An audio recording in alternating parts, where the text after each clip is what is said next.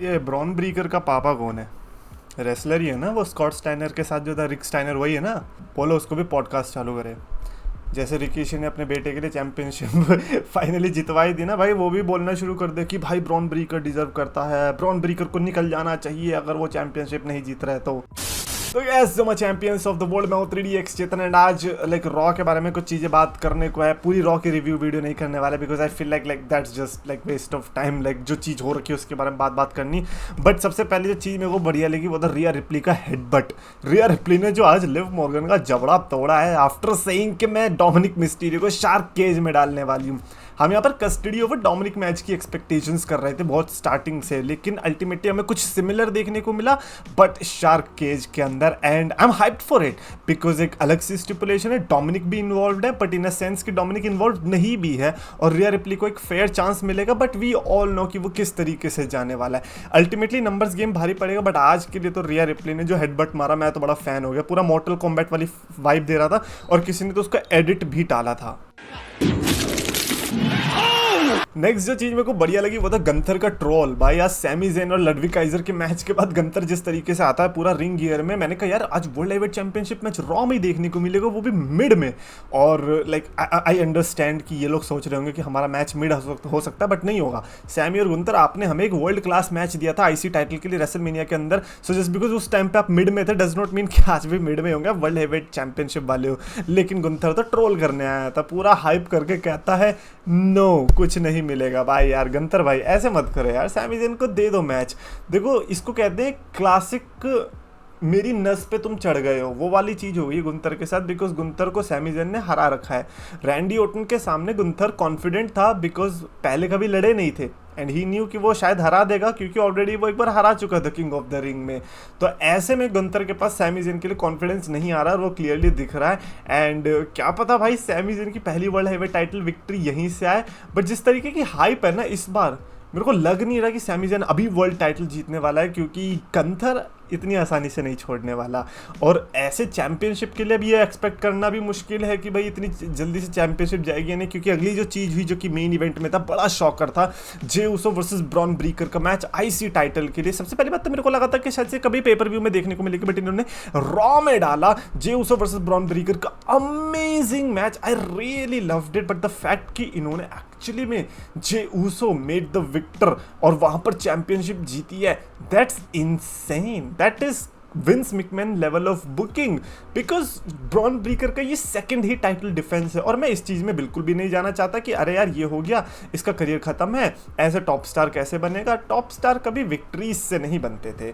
अगर ऐसा होता तो रोमन रेंस कभी टॉप स्टार बनता ही नहीं। रोमन रेंस ने अपनी पहली चैंपियनशिप कब जीती थी खुद सोचो, वो कब से पुश हो रहा था, कब जीती थी और कितनी जल्दी हार गया था और फिर कब जीती थी। तो ये इट्स जस्ट यूजलेस टू से कि अरे यार अब तो बेचारा सुपरस्टार कुछ बन ही नहीं पाएगा। It's just baseless argument. But however second he title defence में मैं नहीं एक्सपेक्ट कर रहा था कि ब्रॉन ब्रीकर जैसा बंदा हार जाएगा जे उसो से।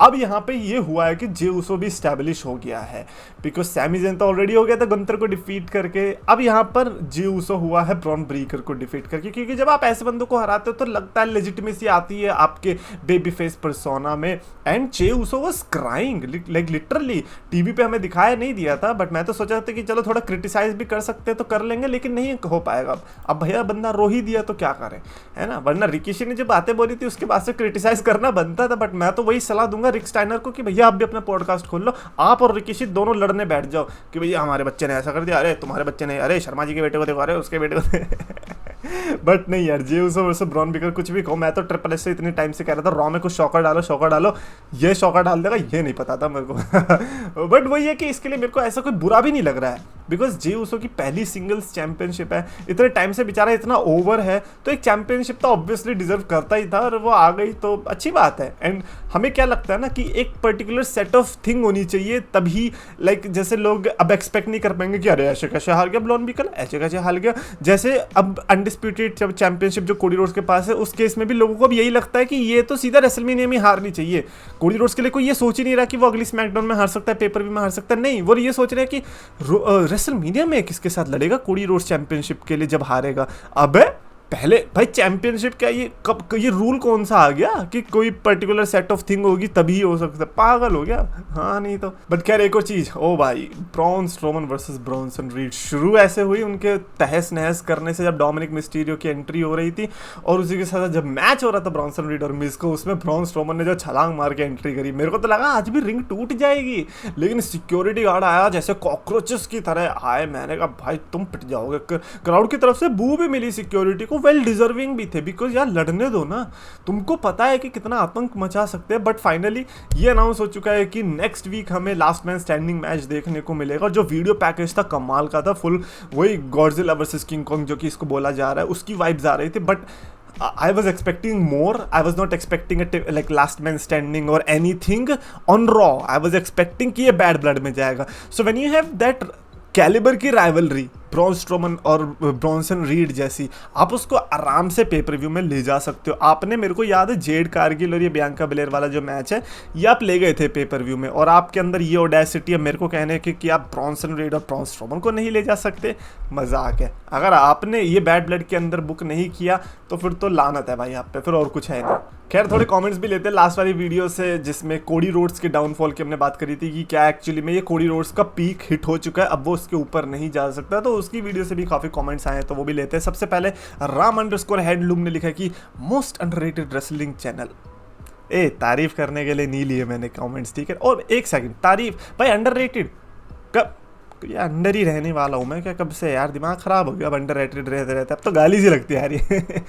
जतिन वीवाई ने लिखा कि 90% of fans might forget what Bryan did after WrestleMania win in 2014। Obviously मैं पहले भी कहा था, मैंने कल भी कही थी वही चीज़ कि जो WWE उसकी डेफिनेशन ये वही है कि बेबी फेस जैसे ही वो चैंपियनशिप जीत जाएगा बैड गाय से after so much of struggle, that's the end. Movies में क्या होता है, अच्छा मूवीज़ देख लो ना, मूवीज़ में भी तो ये होता है, पूरी मूवी में विलन जीत रहा होगा, एंड में हीरो जीत गया, खत्म मूवी, तो उसके बाद एक्सपेक्टेशंस नहीं होती, and you can not like से कि यार वो बेबी फेस बुरा था।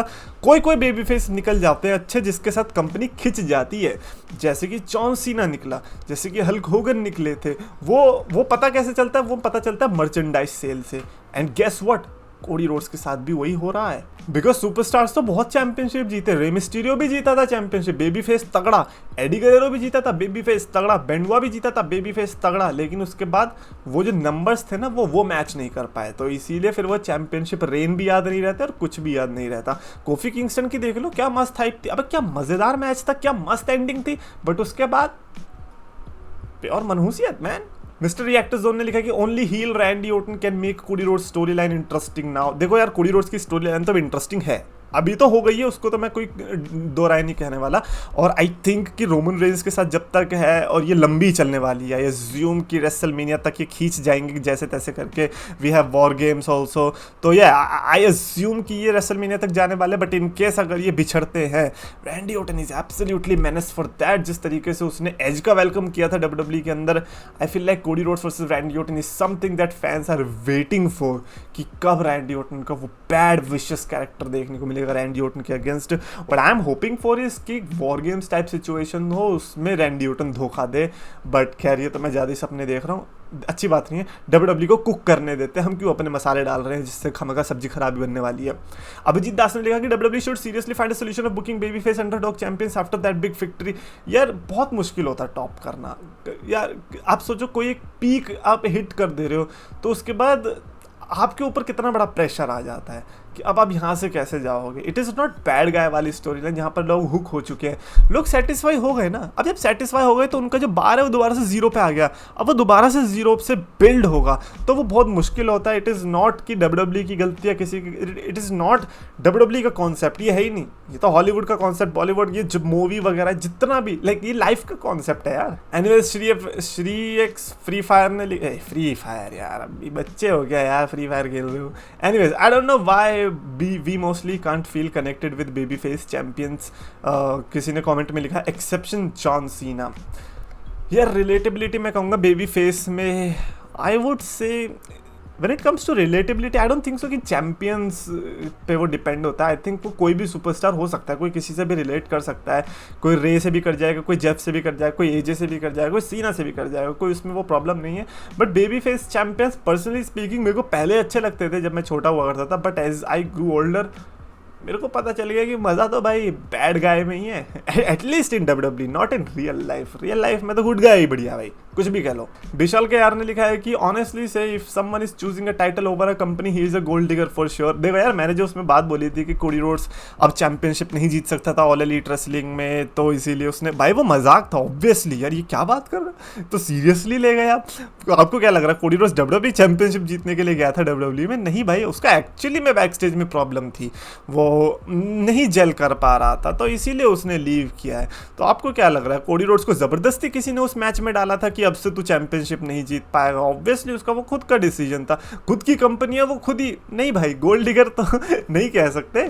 और ऐसा भी नहीं है कि जबरदस्ती उसको मिली गई है। अगर वो नंबर्स ड्रॉ कर रहा है, अभी फनेटिक्स की जो लिस्ट आई थी टॉप 5 एथलीट्स की, उसमें कोडी रोड्स का नाम है, टॉप 5 एथलीट्स उसमें कोडी रोड्स का नाम है, वो डब्ल्यूडब्ल्यू की लिस्ट नहीं है। तो he is a big deal now. हम कितना ही लाइक अंधे बन, ऐसे आंख पे हाथ रख लिया कबूतरों की तरह, सच नहीं बदलेगा। सच यही है कि Cody Rhodes is a draw right now.